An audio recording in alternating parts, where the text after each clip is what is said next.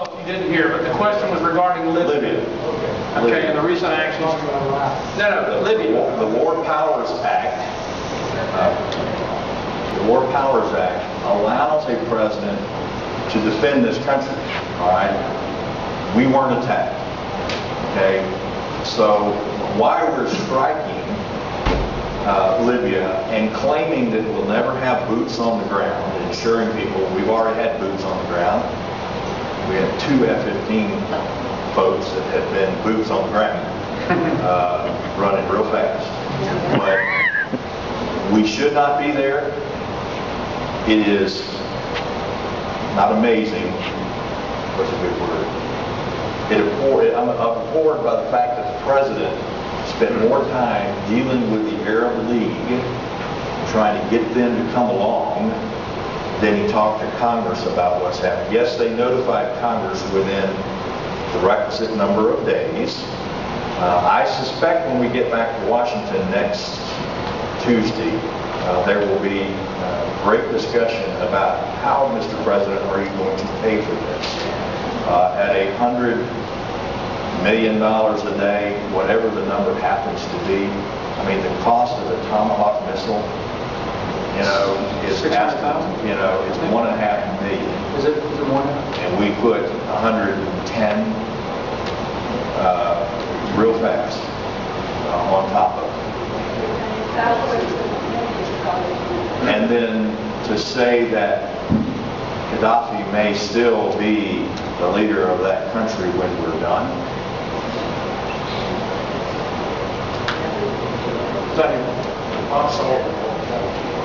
This is just a comment on what you said.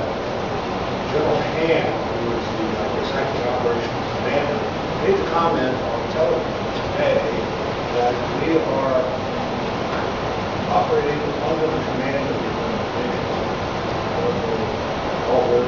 Oh, yeah. When did that happen? When did American soldiers go to war? The question was, for y'all in the back, the question was regarding our troops in Libya, and General Hand stating today that our troops are under the direction, under the command of the United Nations, and when did that occur that we would hand over troops, American troops, to the command of the United Nations? Did I state that? The answer is Carter Ham, who is the general who's in AFRICOM right now, that is the United States is controlling what's going on. They're using a UN resolution, obviously, to say that we are under the umbrella. That's why the comments that I keep hearing out of the administration that in just a few days we'll be done and out, it's not going to happen. It is not going to happen.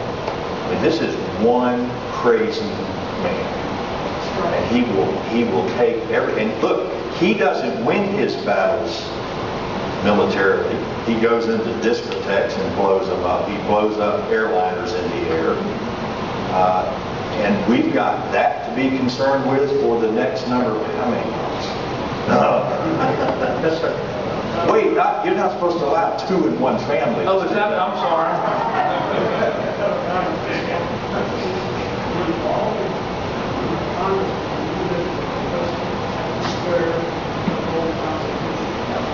Why does Congress keep letting the President declare war on Congress?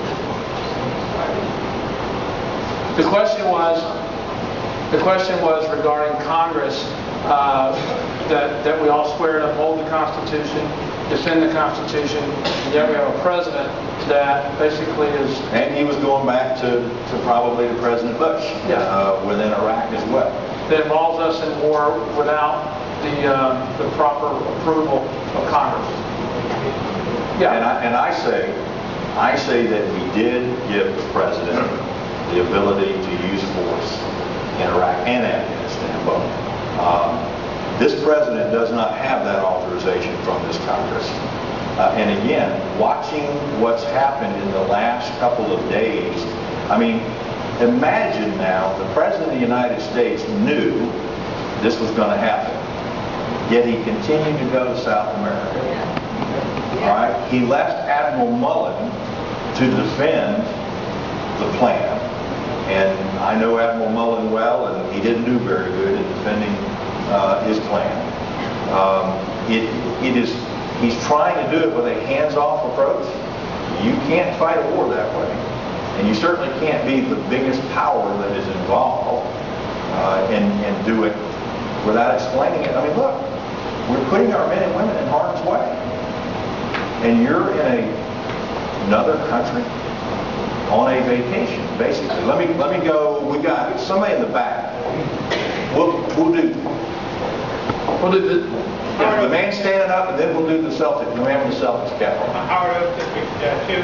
My question has to do with Obamacare and where the future hopefully not be.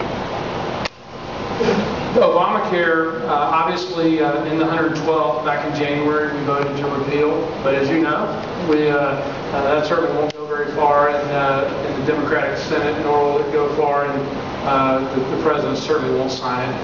There have been numerous amendments to the CR bills that I know in H.R. 1, which was the continuing resolution that was passed, had amendments in it.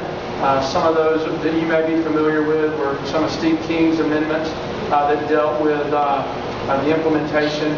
And that wasn't the only amendment that was presented in H.R. 1, but there were numerous part of that CR that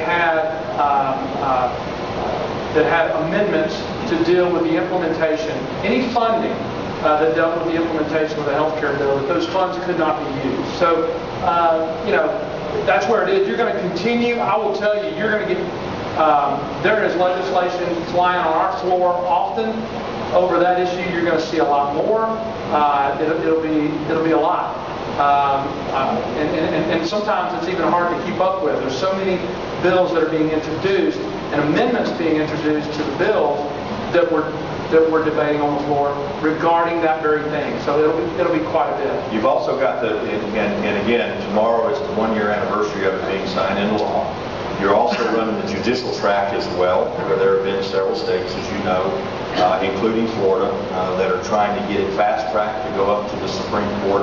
I would hope that the Supreme Court would not allow it just to languish down, and they would go ahead and bring it forward. I've even heard people go so far as to suggest that there's a possibility that the Supreme Court may take it up in spring. If they take it up in the spring, that maybe by June or July that we would get a ruling on the constitutionality. I just don't see it being ruled constitutional. But again, 2012, a lot of the provisions don't kick in until 2014. And that's why 2012 is so important as far as an election year for those who want to see that particular piece of legislation repealed. And the man in the Celtics. Man in the Celtic hat. Yes, sir. Let's go back to this right now.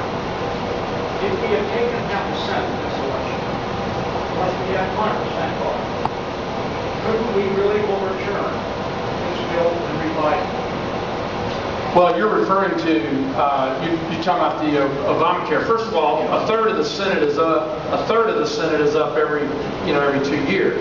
So, sure. I mean, I think that are you referring to the election we just had or the one coming up? Yeah, I understand.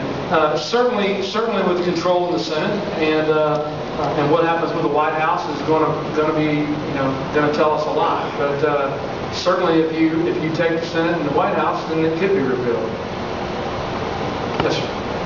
And with Shalimar, pertaining to the health care bill, $135 billion that was in there. Let's face it, money's being spent to implement Obamacare as we speak. Unconstitutional as it may be. Probably $35-40 billion has been spent so far this year implementing Obamacare behind the scenes. What we need to know is, are you two gentlemen going to, on April 1st, where a date for continuing resolution to expire, can we expect the Republican-led Congress to stand up and say, hey, this is it. We defund Obamacare, we take back the $50 billion, $60 billion, or whatever left that hasn't been done yet, and put it in the Senate's hands. This isn't 1994. You don't don't have to be afraid of big bad boys anymore. We've got more alternate media. And the general feeling of both sides of it, a lot of military veterans around, is the speaker's kind of afraid to take on the big issue. If the government shuts down, it shuts down. I'm sorry. I think it has to be effective too, just like everybody else. Well, let me... But, okay, one more thing. If you don't fight them on this thing at this point, Congressman Ryan's bill for 2012, you might as well tear it up, because if Harry Reid backs down on this one, coming up, this next, the continuing resolution expires, he's going to back it down on 2012. Obama will be president, and we go down the tubes. Just my feelings. No, that's good. I know the first temporary CR had 6 dissenting votes, Republican votes. The one last week had 54. Okay, and I think that a third, and that funds the government to April 8th. I think if there's a third, I believe that it will have a very, very difficult time passing. And that's regardless of what the leader or the speaker states. I think. Look, I didn't go to, and I know this is disappointing to some people, but I'm not enamored by Washington. Okay, we live in paradise. My wife's here, my children are here, my family's here. My family's been here for over 200 years. I wish I could tell you that this is the greatest job I've ever had, but it's not. And nobody included death threats as a part of the job. Okay? So, I know that's disappointing to people, that I don't get retirement for life, and that I actually have to pay for my health care, and actually I have children that are crying, worried about daddy's safety, and I'm away from my family, but this ain't the greatest gig in the world. I know that's disappointing, but Washington's broke. I want to be a visitor, and then I want to come home. I had lunch today at the harbor in Destin. Are you kidding me? Why do I want to leave that? We live in a place people work their whole life to retire to. It was 15 degrees in Washington, D.C. a month and a half ago. I walked to my office in snow. I fight airports. The money's not that good. I know that may be disappointing as well. It's not. Certainly the liability and the distance away from my family, this stinks. And I'm shooting you straight. But I know this. Fortunately, I have Samantha, Stephanie, Allie, and Abby. And they deserve a father that's going to stand up and fight for their future. And I'm going to do that. And I told this leader, last Wednesday night I told Eric Cantor, the problem you have with me, Eric, is that I fear my family more than I fear you.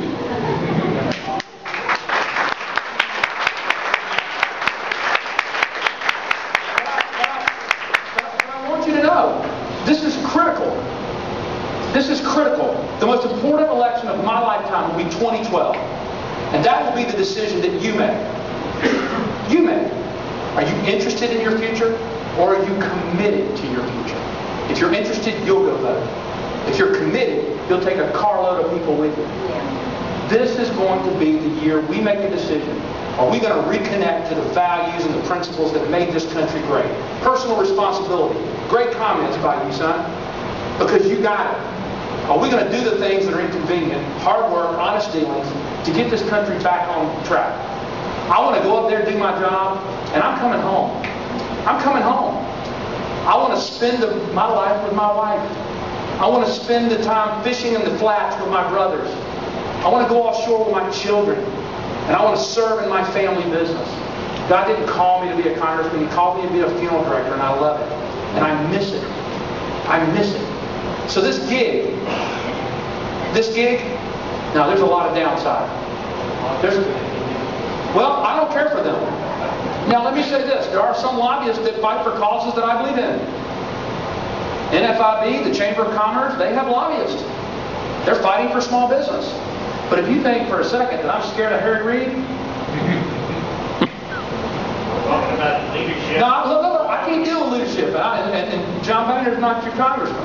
Okay, but I know this: if I disagree with the bill, and I voted no last week on this CR, Appreciate it. Well, I voted no, and I will tell you this, I know a lot of congressmen, and Jeff can address this, there's a lot of congressmen that made public statements during the Republican conference that said